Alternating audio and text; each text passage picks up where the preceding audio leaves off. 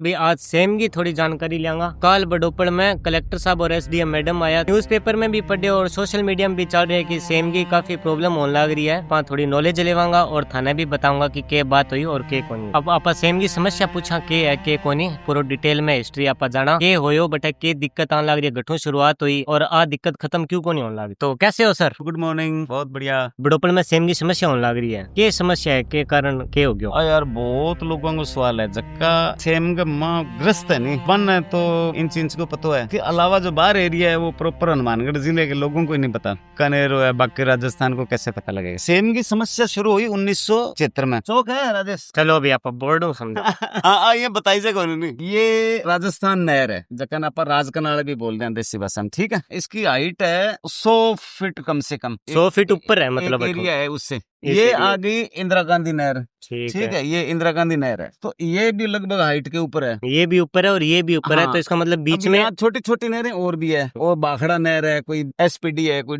TBC है, कोई बहुत सारी नहरें हैं। रावतसर से रोड जाती है सूरतगढ़, ठीक है। रावतसर से सूरतगढ़, सूरतगढ़ है। ये गांव बड़ोपड़ है जो आप बता रहे हो। अब ये जो एरिया है ना, मानकथेड़ी से लेके बड़ोपड़ और ये जोरिया वाला और ठाकुर वाला और ये भरूसरी तक जाखड़ा वाली तक, ये जो एकदम सड़क के किनारे किनारे लगभग लगता है एरिया, ये निचाई पे है।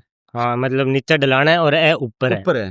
तो अब ये जो नहर का पानी है ना वो सिपीज होके इस एरिया में आता था, नीचे आएगा, नीचे एकदम सिपीज होके, तो यहाँ हो गया पूरा दलदल, फसलें होगी खराब। अब ये जो नहर है ये इंदिरा गांधी नहर है, यहीं पे ही गग्गर नदी का जो बहाव आता है, पीछे से गग्गर नदी आती है, यहाँ आके ये ऐसे पूरे खेतों में फैल जाती है। ये पानी खड़ा रहता है 2-2 साल 3-3 साल, लगभग कहीं 40 फुट है, कहीं 20 फुट है, कहीं 5 फुट है। ये भी हाइट पे है, इंदिरा गांधी नहर भी हाइट पे है। ये पानी भी सिपीज होके ना जमीन के अंदर से यहीं आके निकलता है, ये भी सिपीज होके यहीं आके निकलता है, तो ये और ज्यादा दलदल हो गया, मतलब जमीन का पानी पानी हो गया, पानी हो गया। और पानी भी है ना, जैसे गग्गर नदी को पानी या इंदिरा गांधी नहर को पानी जब वो 3-4 किलोमीटर जमीन के अंदर अंदर अंदर अंदर शोर बने हुए वहां चल के आएगा, तो उसमें कास्टिक, तेजाब, सोडा, इतना वो खारा पानी होता है, खराब कर दिया, फसलों ने भी जला दिया। पग रख दे आदमी तो बिंगा भी खाद चलन लग जाए, इतना वो मतलब खतरनाक पानी है। लोगों के कोशिश करियो इन खत्म करने खातर के प्रयास करिया, तो लोगों ने कद पता चलियो भी फसल खराब होने लगी। मतलब 1975 के आसपास अनेरा का दबाव जब सेम आनी शुरू हुई, पानी रुकना शुरू हो गया जमीन के ऊपर, तो फसल तो ऑटोमेटिक चौपट होनी। तो सेम आ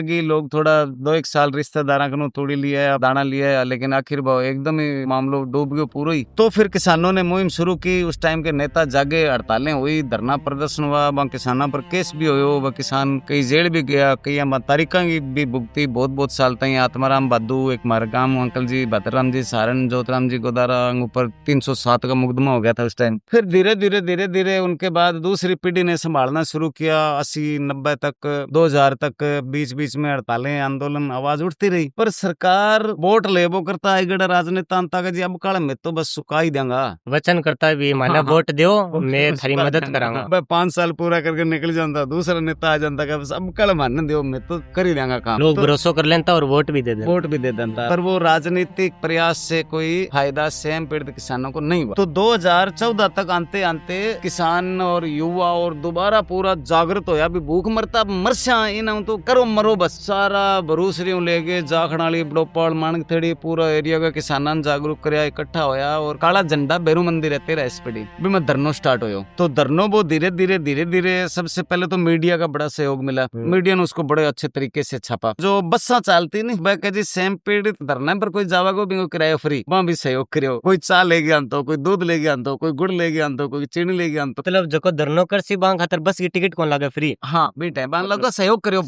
मतलब क्योंकि बांगी भी जमीन बैठे ही, बांगी जमीन नहीं तो ये क्या है, एक किसान की जमीन है ना, भी किसान की जमीन 10 लोगों को और भी काम चल रहा है, ट्रैक्टर बिजाई वालों किराए पर चलावा, रे स्प्रे खाद वाला को भी काम चलेगो, मजदूर भी में मजदूरी करेगो, नरमो चुगेगो, पानी लगाओगो, बिंगो भी घर चलेगो, बाकन 2 पैसा होगा, बस में चढ़ के बाजार जाएगा तो भी बस वाला भी किराया बनेगो। पर किसान की समस्या मतलब सबकी समस्या है, वो कहीं टेंट लगवा दियो, कहीं जनरेटर लगा दियो, कहीं बड़ा कमरो बनवा दियो, धीरे धीरे उस टाइम की सरकार ने भी बड़ा थोड़ा दबाव डाला किसानों पे कि तो गुंडे है, ये तो फलानी पार्टी के है, तो ढिमकानी पार्टी के है, डराने धमकाने की कोशिश करी। पर किसान खेतों में बैठ गए और सरकार को हाथ जोड़ लिया कि जी मैं तुम्हारे खेत में बैठा, हमें, कोई बस रोका नहीं, कोई तोड़ फोड़ करा नहीं, कोई नारा लगावा नहीं, थाने दर्द लग गए मारो तुम्हारी आगे सुन लियो, नहीं तो मैं हमारे खेत में बैठे हम। टाइम के जो विधायक थी द्रौपदी देवी जी, टाइम जो प्रशासन था, कलेक्टर साहब थे, उन्होंने आके सुना, बातें की, उनको बोला अभी आप धरना बंद कर दो। इन्होंने कहा जी समस्या खत्म कर दो धरना बंद कर देंगे। तो वो मतलब धरती के जम के बैठ गई धरती में। तो फिर मजबूरन सरकार को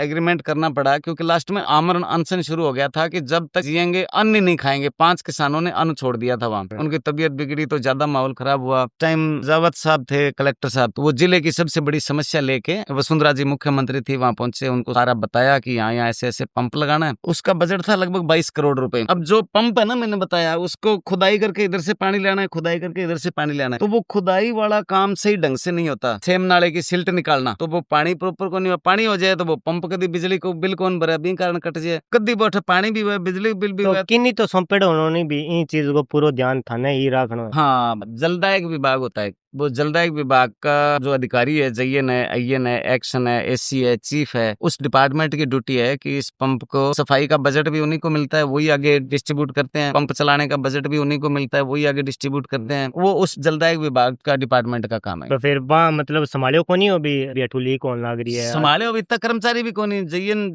8 चाहिए बेटा, 2 ही है। मतलब बजट बचाना खातर, बजट बचाने खातर समझ लियो, या वहाँ कर्मचारियों की कमी है और भर्ती करेंगे तो फिर ज्यादा पैसा खर्चा होगा, बचाने खातर समझ लियो। कुल मिला के उसके प्रॉपर देख रेख हुई नहीं, देख रेख नहीं होना, वो पंप ज्यादा बढ़िया तरीके से नहीं चला। तो बांगो काम ही होनी भी वो देख। अरे तो इतो को नहीं, पूरा जिला को संभालना में बना है, और भी कई जगह काम चल रहा है, नहरी विभाग का, जल विभाग का, और भी तो बना, बाकी काम भी तो संभालना है, नहीं सिर्फ एक के ऊपर ही थोड़ी रहना 24 घंटा। लेकिन इन्हें भी चालू रखो, बाकी काम भी संभालो। सबसे पहले ये बनाया सरकार ने कि नहरें रीलाइनिंग हो जाएगी ना, नहरों को दोबारा से मतलब पूरी सीमेंट की इतनी परत चढ़ा दी जाएगी 4 इंच की, तो वो पानी सीपेज नहीं होगा। तो 3200 करोड़ का बजट हुआ, उसमें ये नहरों की रीलाइनिंग हुई। पूरी रीलाइनिंग होने से वो सीपेज कम हो गया। 3200 करोड़, हाँ 3200 करोड़। खाड़ा खुड़ा भी बनना भी, पुलियां भी तो बननी। वो बजट आयो की गनो राजस्थान सरकार ने यहाँ प्रशासन के माध्यम से वही डिपार्टमेंट के पास आया जिसको ये नहरों की रीलाइनिंग करनी होती है, जो तो उनके पास 3200 करोड़ आए। तो बहु सारी नहरों की रीलाइनिंग होगी। आप जानता नहीं गाँव जना इंदिरा गांधी नहर को काम चालता हूँ, आपने 15 JW वाली नहर भी बनी, 18 स्पीड भी बनी, छोटी बड़ी सारी नहरों की रीलाइनिंग हुई। बीच बस सीपीज कम होगी, नीचे जगह में पानी सेम आनो कम हो गया, और वो पंप भी बीच बीच